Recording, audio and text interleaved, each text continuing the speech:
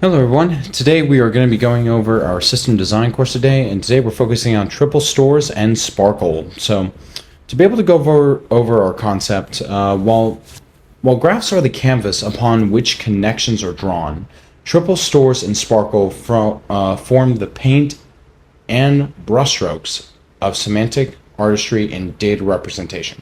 Well, what does that mean? The triple store model, often discussed,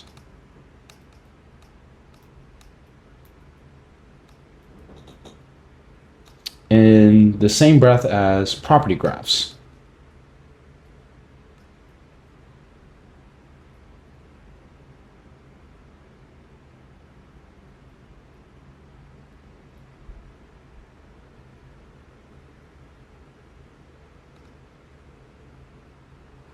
And leans on the triple's simplicity. There are three components really comprising of it.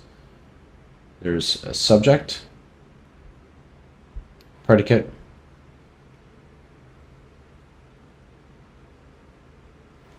and an object. So if we were to go over here, so we have a subject, and so we overall have subject, predicate, meaning location, and an object could be referring to a person, or it could be the Mona Lisa in this case. And so this would just be an example really of what would triple stores and SPARQL really obtain. So SPARQL is really the language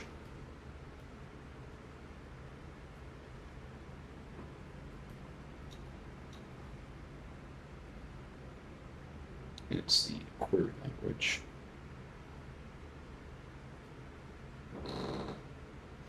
designed for such data model. We weave queries that can pinpoint to precise information and traverse through a labyrinth of relationships and avail insights that could remain hidden within the confines of more rigid data structures. So it's overall great for traversing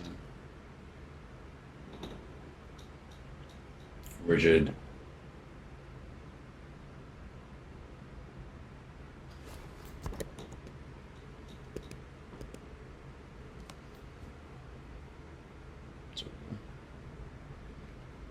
data structures.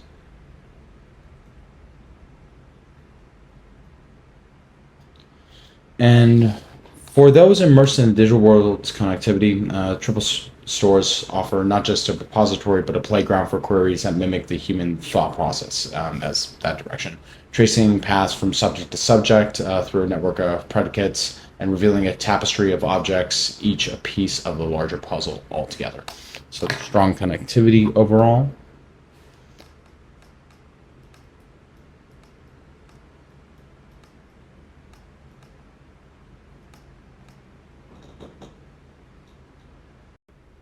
And now let's head over to our concept example. And now let's go over a concept example, focusing on the semantic web's quest. So let's imagine the semantic web as a grand library of Alexandria, where each book, web page,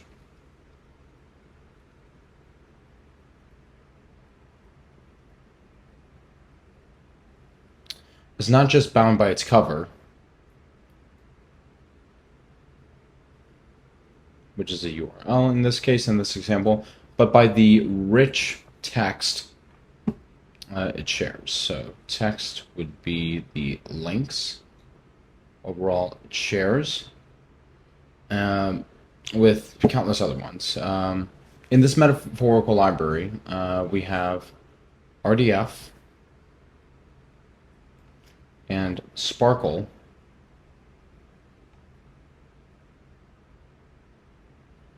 as the librarians.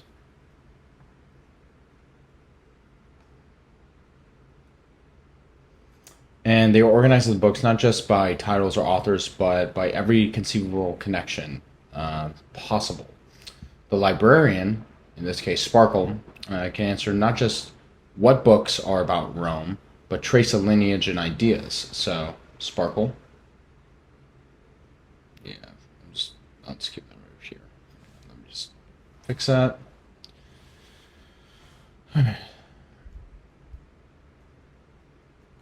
can trace multiple connections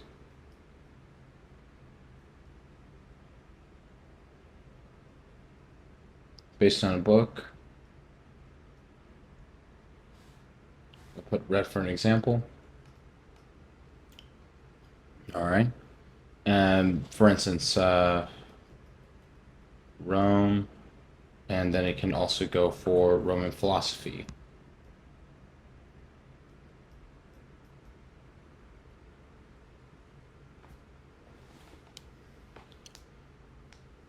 And in a science text, it can be focusing on modern legal documents as well.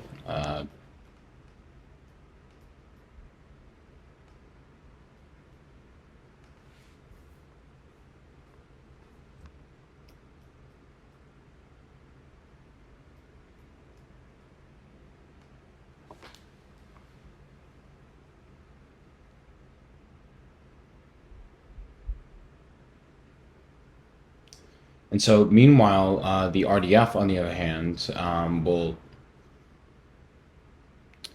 will be applied whenever we are applying SPARQL to be able to call upon the different subjects and ideas. And RDF will be acting as the card for each book to be able to act as a catalog.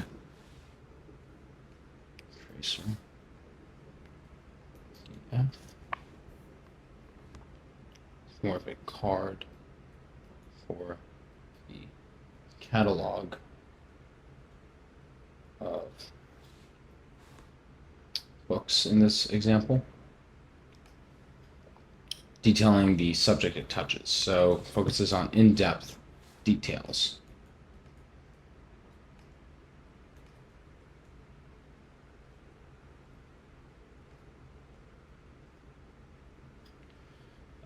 Such as every single object and subject that it's going to depict and reference. The semantic web overall is an ambitious attempt to be able to link across the globe in a decentralized manner. So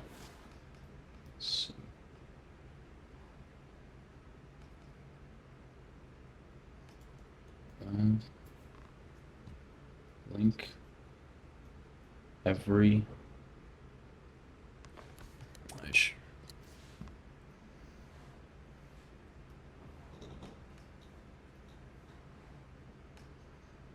it should be linking data across the globe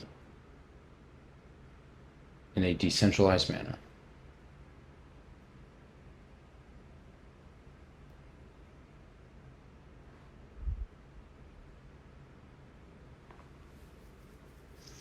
Turning the web into a universal database. So the web as a database.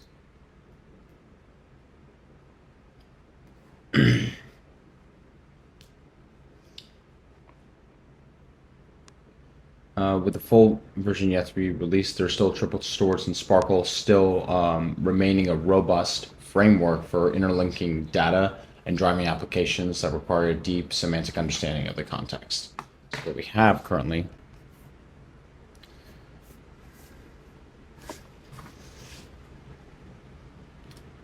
just that SPARQL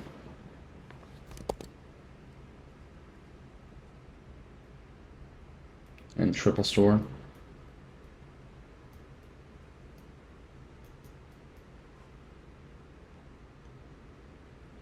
It remained a robust framework for interlinking data.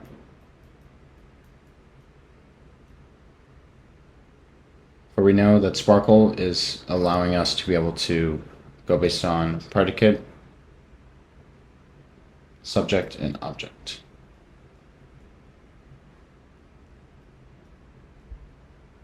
Let me just zoom out.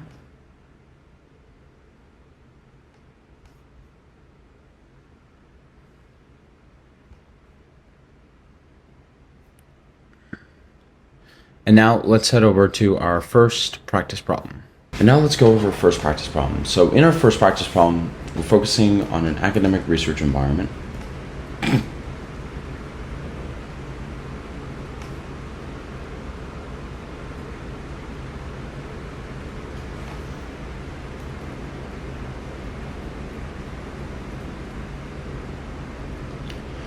In doing so, we have to conjure up an academic research network as our practice canvas. Here, researchers, papers, and citations are subjects.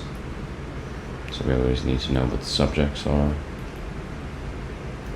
Which are the researchers, papers, and citations.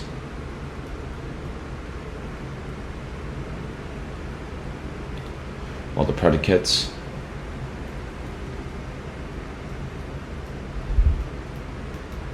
are the relationships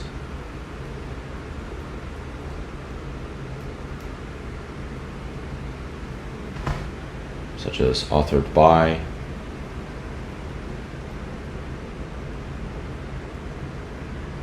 cites or reviews, and the objects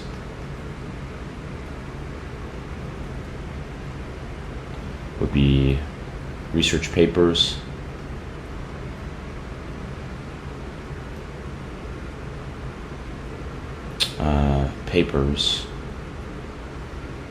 such as journal ones,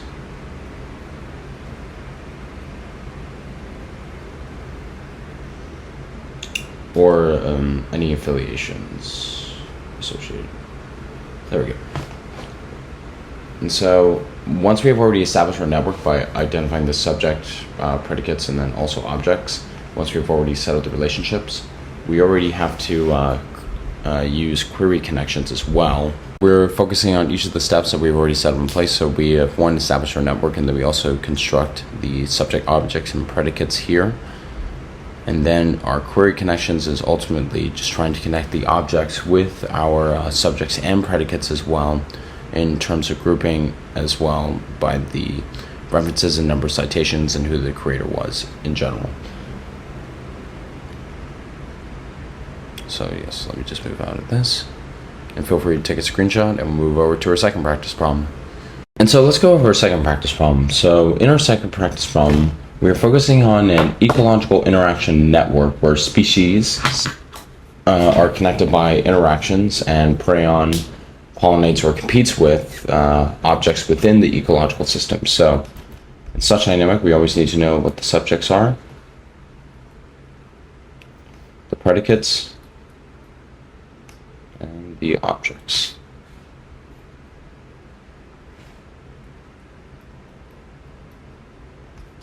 Subjects in this case for ecological framework are going to be species. The predicates refer to relationships, always. Could be praise on, interaction, overall.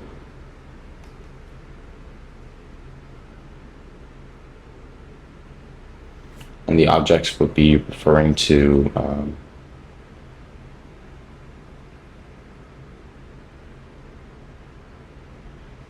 environmental features.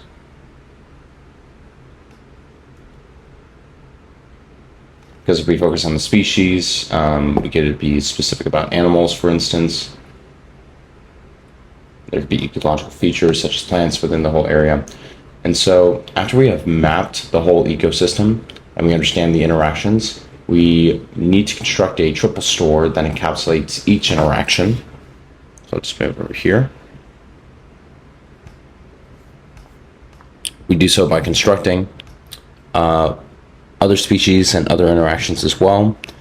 After we have mapped the ecosystem, we then need to understand the query interactions, and SPARQL enables us to ask which species are keystone to a habitat, allowing us to understand the flow of energy with food webs or assess the impact of invasive species. And then the third step, we have to understand the balance of the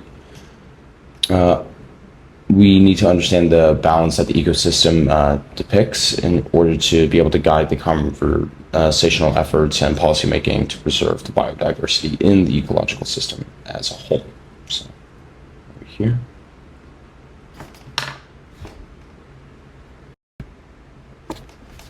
And so, yes, this was a brief concept overview and concept understanding of triple stores and applications with SPARQL. Thank you again for taking time to watch this. If you found this video helpful, be sure and feel free to like and subscribe. And if you have any other questions as well, feel free to put it in the comment section. And as always, take care. Cheers. Bye-bye.